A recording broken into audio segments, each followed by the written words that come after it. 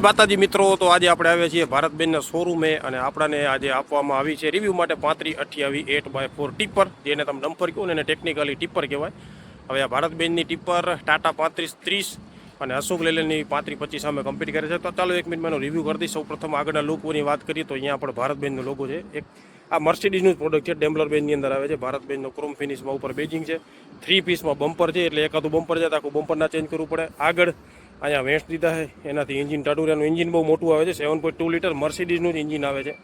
આગળ વધીએ ટાયર સાઇઝની વાત કરીએ તો 11-20ના રેડિયલ ટાયર. આ 12 ચક્કા ટીપર છે, એટલે ટોટલ આમાં 12 ટાયર છે. 23 ક્યુબિક મીટરનું આનું ડાલું, મતલબ પેલા 19નું આવતો, મારા દીકરા 23નું કરી નાખ્યું હોય. આ છે ભારતબેનની 12 ચક્કા ટીપર, ખૂબ જ પ્રીમિયમ છે. પાછળ હું એના કેબિનના શોટ લગાડું, તમે જોવો અંદર એની કેબિન બહુ ખતરનાક છે. બહુ એક કાર શરમાઈ જેવી ને પાછળ એનું ડાલું, મારું દીકરું ભારતબેનની બેજિંગ ભાઈ પ્રીમિયમ તો હોય. બસ એક આ લોકો થોડીક સર્વિસ સુધાર નાખે ને તો ટાટા વાળાને તકલીફ પડે એમ છે.